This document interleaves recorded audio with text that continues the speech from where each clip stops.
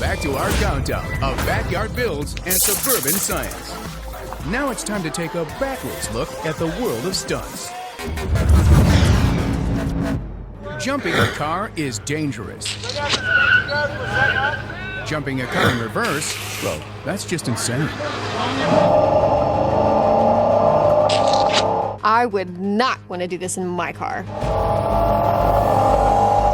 This guy, just out of control. This is awesome.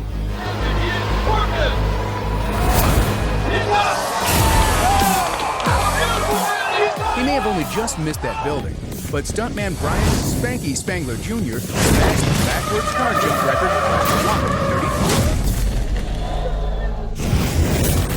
feet. We've come to Montana to meet Spanky and find out why he took this backwards leap into the record books. We go up to Butte, Montana, and we do a Daredevil festival up there every year. So they called me and said, hey, you want to come up here and jump a car backwards? And it was 2 weeks prior to the event, and we made it happen. So how did Spanky and his team tackle the record-breaking jump? They knew what distance they needed to travel through the air. Now they had to actually build a ramp that would allow them to do that. When Brian drives off a ramp, his car will follow a parabola through the air. Now, the angle at which he takes off determines the shape of that parabola. If the ramp is very shallow, it will be a very low parabola to the ground. If that ramp is very steep, he'll go straight up into the air and land on his nose. And so, Brian calculated that he would need a 17-degree ramp, and he would need to be traveling at 60 miles an hour or 100 kilometers an hour to break that 124 feet or 38-meter record.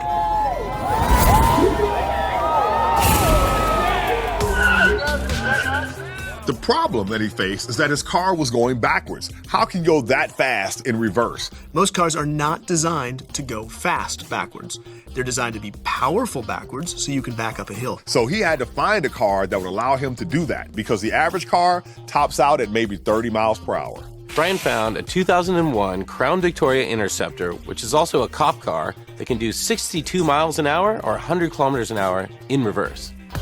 When I was in the air, it was actually serene to me. It was perfect. I knew I was where I needed to be. That was beautiful for me. But when I came down, it hit real hard in the back end, which broke the suspension. And when it broke the suspension, it shoved this tire really hard up into the inner fender well right here. When it did that, I couldn't stop the car from turning. So it went hard to the left.